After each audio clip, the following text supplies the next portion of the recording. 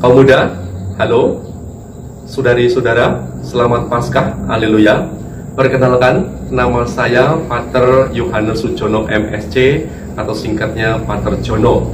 10 Mei 1995, saya ditahbiskan menjadi seorang imam.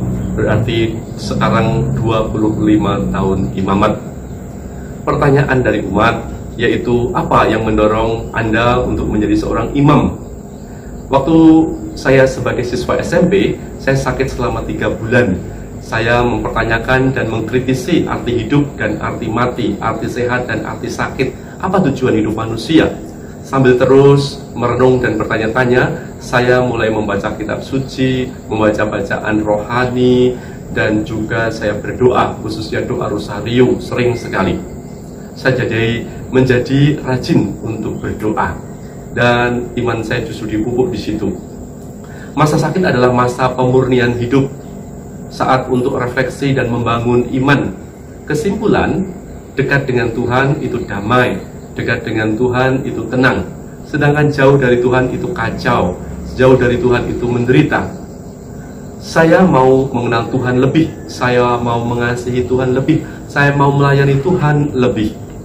Maka kemudian saya masuk menjadi seorang seminaris di seminari menengah, kemudian melanjutkan pembinaan di MSc, dan juga saya mengikuti pendidikan di seminari tinggi.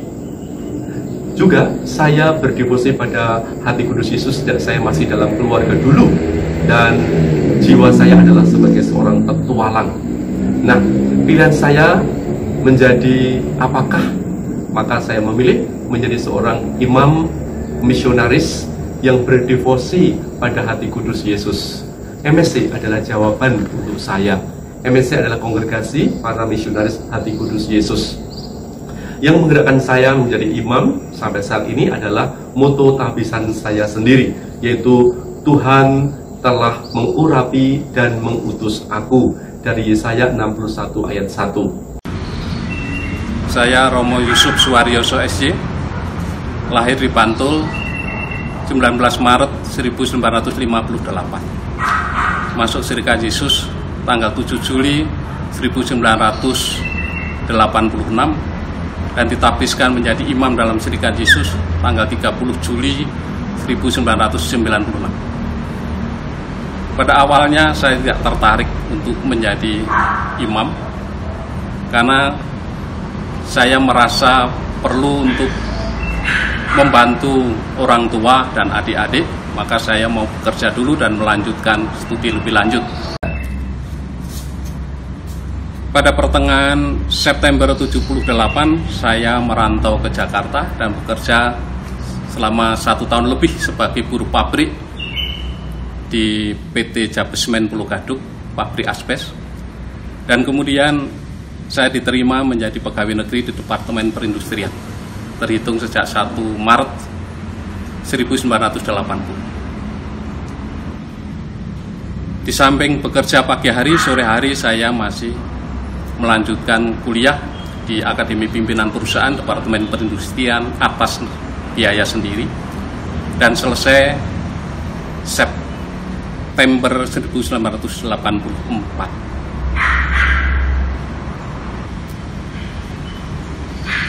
Saya mulai tertarik menjadi imam ketika saya membaca majalah Hidup terbitan awal tahun 1984 yang memuat artikel tentang panggilan terlambat dan suatu karya pelayanan di daerah transmigrasi di Pulau Sumatera. Maka saya mencoba menyurati ke 2 institusi tarekat, yaitu MSF di Yogyakarta maupun CDD di Malang. Sambil menjalani status saya sebagai seorang pegawai negeri, saya masih mempertimbangkan antara hidup membujang berkeluarga. Kemudian setelah muncul panggilan untuk menjadi imam, membujang diganti menjadi imam. Sehingga pergumulan antara hidup berkeluarga dan menjadi imam cukup memakan waktu hampir 2 tahun. Saya mempertimbangkannya secara mendalam, dan akhirnya saya memutuskan untuk meninggalkan status saya sebagai pegawai negeri dan masuk untuk mengikuti pendidikan di novisiat Giri Sunta setelah saya dinyatakan diterima sebagai novis di Serikat Yesus. Perkenalkan, nama saya Suster Esther Halawa. Saat ini saya bertugas sebagai mahasiswa nurse yang kuliah di Stikes Soka-Insan. Awalnya saya tertarik menjadi suster ketika saya tinggal di asrama. Waktu itu saya masih SMP, dan saat itu saya tertarik kepada seorang suster yang ramah, baik, dan selalu murah senyum. Dan juga saya tertarik di mana ada seorang suster yang pendoa, dan melihat juga karya-karya mereka di bidang sosial, kesehatan, dan pendidikan. Setelah saya tertarik menjadi suster, benih panggilan itu muncul di dalam hati saya. Namun ketika saya SMA, panggilan itu seakan-akan hilang. Tapi waktu saya SMA kelas 3, benih panggilan itu muncul kembali dalam hati saya, dan saya bergumul dan juga mempertimbangkan persetujuan dari keluarga, apakah mereka setuju, terlebih ibu saya sendiri yang bersikeras untuk tidak menyetujui saya menjadi seorang suster. Akhirnya dengan pergumulan itu dan saya berdoa supaya orang tua menyetujui saya menjadi suster, akhirnya ibu saya dengan sedikit sedih dan mengatakan kepada saya, "Kamu boleh menjadi suster, tapi ingat, sekali kamu maju, jangan lagi menoleh ke belakang." Dan saya pun pada saat itu mengatakan kepada orang tua saya bahwa saya akan mencoba dan saya akan terus berjuang, dan saya juga memohon restu dan dukungan dari orang tua supaya mendoakan saya sehingga perjalanan panggilan saya dapat berjalan dengan baik. Dengan berjalannya waktu, tahun 2009 saya diterima sebagai novis, di mana pada saat itu saya 2 tahun di pembinaan, dan puji Tuhan saya dipilih Tuhan sehingga saya profesi di tahun 2011 dan ditugaskan sebagai guru TK. Saya tumbuh dalam keluarga Katolik, orang tua Katolik, adik-adik saya Katolik, tetapi tetangga-tetangga saya mayoritas bukan orang Katolik. Seluruh desa hanya 5 keluarga saja yang Katolik. Tapi syukur pada Tuhan bahwa saya boleh mengalami dalam hidup saya tumbuh dalam sebuah keluarga di mana saya berada di tengah-tengah yang bukan mayoritas orang Katolik, tapi diajak terus-menerus untuk hidup dalam hidup menggereja. Sehingga sejak saya SD pun namanya pelajaran agama begitu, di luar pelajaran agama, di luar kurikulum sekolah, ada seorang guru bahasa Indonesia yang mempunyai panggilan untuk mengajar begitu. Mereka mengumpulkan anak-anak beberapa desa, lalu setiap hari Rabu sore kami diajak untuk berkumpul di sebuah keluarga di desa lain, di luar dari desa saya, dan juga luar dari keluarga desa dari guru itu dikumpulkan, lalu kami belajar agama. Itu luar biasa. Tidak dibayar, dia bukan katekis, bukan guru agama, tapi guru bahasa Indonesia. Tetapi sekali lagi dia satu di antara banyak orang yang terpanggil untuk mengajar agama untuk anak-anak. Sehingga tiap hari Rabu sore begitu kami berkumpul bersama untuk belajar agama. Walaupun waktu beliau mengajar ngerti atau tidaknya menggerakkan hati saya untuk ikut pelajaran agama bersama teman-teman, bersama adik-adik juga tentu saja, dan tentu juga didorong oleh keluarga untuk mengingatkan kembali hari ini ada pelajaran agama. Kapan saatnya saya itu muncul panggilan seorang imam, tidak tahu pasti. Yang jelas waktu kecil saya tidak pernah pengen jadi seorang imam. Yang menggerakkan saya adalah, saya tidak tahu persis, tapi ini momennya adalah ketika suatu ketika ada kunjungan seorang frater. Itu fraternya siapa, dari mana, saya pun tidak tahu persis siapa dia. Ya, cuma pada waktu kunjungan yang ada saya dan adik-adik saya. Ya, adik-adik saya waktu itu sekitar SMP kalau nggak salah ya, SMP begitu. Lalu frater itu bertanya secara acak begitu ya, mengenai kunjungan karena orang tua nggak ada, ibu saya nggak ada, bapak saya nggak ada, yang ada saya dengan adik-adik saya. Dia bertanya, besok kalau gede mau jadi apa? Spontan saya bilang mau jadi pastor, mau jadi romo. Ya. Adik-adik saya bilang mau jadi suster. Ya. What happened? Kenapa nggak pengen jadi tentara? Bapak saya tentara. Oh mungkin karena kurang apa nih? Oh mungkin ya saya mungkin kurang ganteng gitu, jadi nggak mungkin diterima jadi tentara ya. Tetapi jawaban saya secara spontan itu mengiang, ya mengiang. Sehingga ketika kelas 3 SMP akhir-akhir itu gelisah. Aduh gimana ini? Ya. Sehingga pada waktu itu saya memberanikan diri untuk mendaftarkan diri di seminari melalui paroki. Pada waktu ujian saya tidak datang karena apa? Tidak mempunyai uang Rp3.000 untuk biaya pendaftaran dan juga biaya untuk ujian. Akhirnya tahun berlalu, kemudian saya masuk SMA di luar, tidak di seminari. Kemudian kelas 3 gelisah lagi. Karena janji bahwa saya menjadi pastor, tetapi seingat saya, janji saya adalah tidak ingin jadi pastor. Ketika frater itu mengatakan, kamu mau jadi apa? Saya mengatakan saya mau masuk seminari. Seandainya saya masuk seminari, diterima atau tidak diterima, sebenarnya sah. Saya tidak punya hutang apapun pada frater itu, dimana saya menjawab saya mau masuk seminari. Ya. Tapi kelas 3 SMA mengalami sebuah kegelisahan, akhirnya mendaftar lagi tanpa sepengetahuan orang tua lagi. Pastor paroki saya rupanya memberitahu orang tua saya bahwa saya mendaftar ke seminari. Lalu orang tua saya secara luar biasa memberitahukan hal ini pada saya, sehingga suatu ketika pas malam hari, pas waktunya tidur begitu, tiba-tiba ibu saya nyusul ketika saya tidur. Saya masih ingat ibu saya ada di sebelah kiri saya, ya.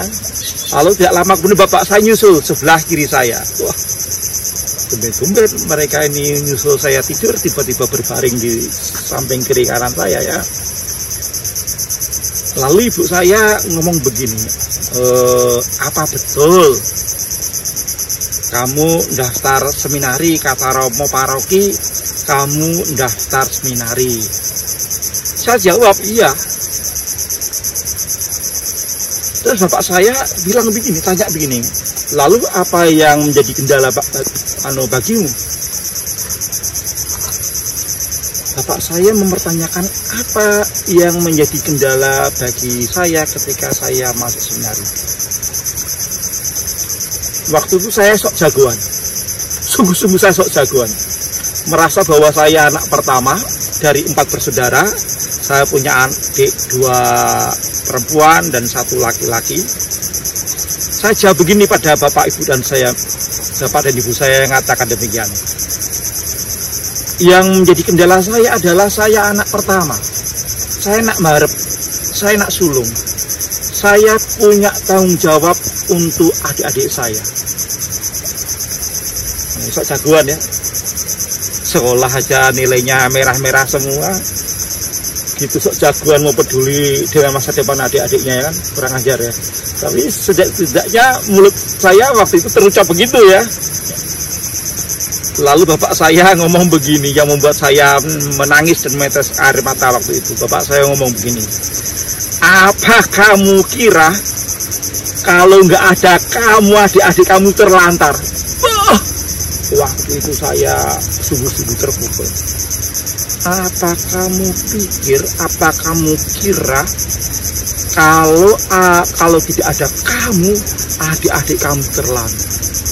Wah, disitulah kemudian saya mendapatkan wejangan dari orang tua saya bagaimana semangat, perjuangan, dan segala sesuatu banyak hal kemudian diberikan pada saya malam itu. Di perjalanan panggilan saya, ya,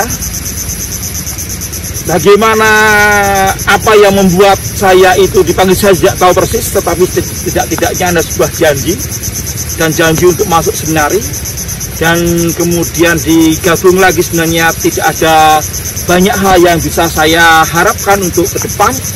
Saya yang terpuruk begitu, Tuhan ambil, Tuhan kasih daya, Tuhan kasih kesempatan lewat banyak orang, lewat banyak peristiwa, sehingga saya boleh masuk seminari. Dan sampai hari ini saya mengalami rahmat itu.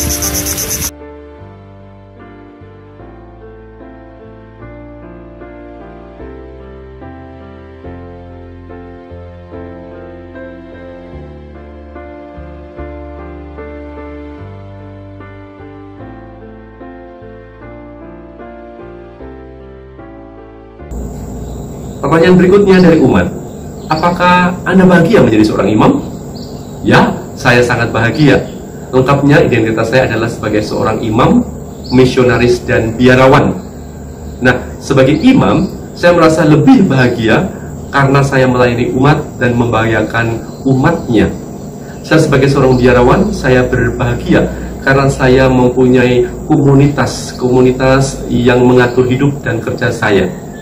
Saya sebagai seorang biarawan, saya mempunyai cara hidup berkaul, yaitu kaul ketaatan, kemiskinan, dan kemurnian.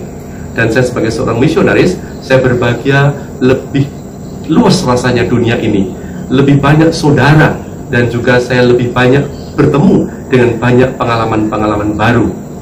Memang sih, orang bahagia bila menerima sesuatu, tetapi orang dewasa akan lebih bahagia kalau kita memberikan sesuatu kepada orang lain. Ketika saya bisa melayani Tuhan, ketika saya melayani umatnya, maka saya merasa lebih bahagia. Tuhan senantiasa memanggil Anda untuk mengenal, untuk mencintai dan melayani Dia dan umatnya. Kalau Tuhan memanggilmu, apa jawabmu? Tuhan menunggu jawabmu. Alasan saya menjadi seorang suster pada waktu itu sangat sederhana. Saya ingin menjadi pendoa untuk keluarga saya dan juga ingin mengabdi Tuhan lewat pelayanan, terutama dalam bidang pendidikan dan kesehatan dan juga sosial yang pernah saya lihat ketika saya waktu tinggal di asrama.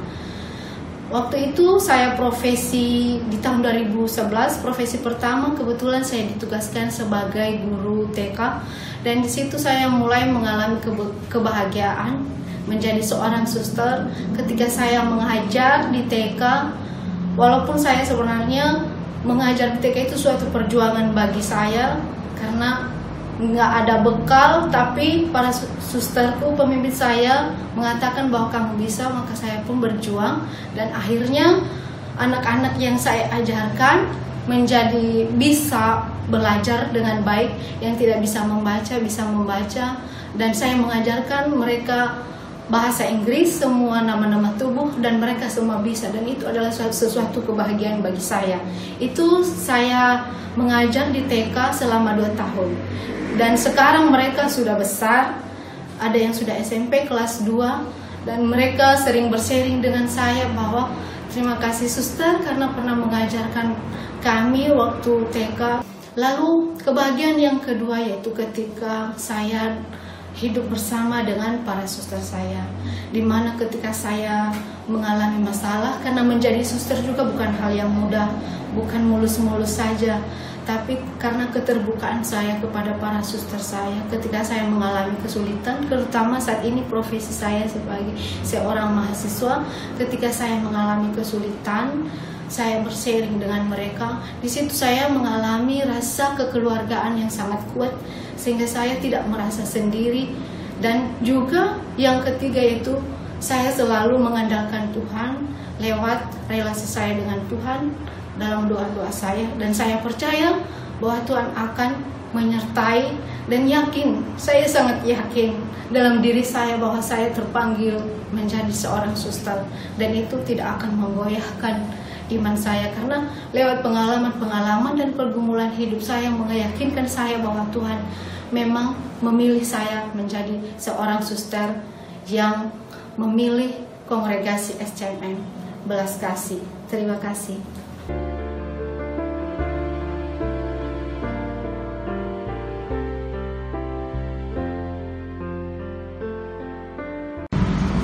Kepada saudara-saudaraku yang sudah terlambat untuk masuk seminari menengah,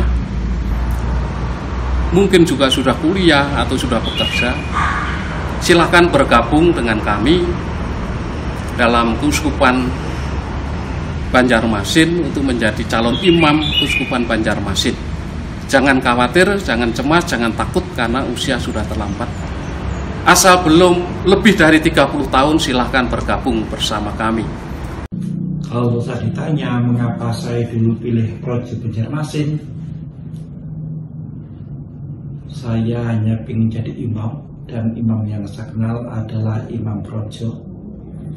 Dan saya membuka buku petunjuk gereja pada waktu itu tahun 88-89 yang belum mempunyai imam diosesan. Keuskupan yang belum mempunyai imam diosesan adalah Banjarmasin yang waktu itu masih bergabung dengan Palangkaraya. Maka saya mendaftar di sana dengan berharap bahwa saya diterima, karena di sana belum ada imam diosesan. Adik-adik semua, anak muda, jangan ragu-ragu masuk seminari. Sekali lagi, jangan ragu-ragu. Jikalau engkau menjawab panggilan Tuhan dengan sungguh-sungguh, Tuhan akan menyentuh kamu.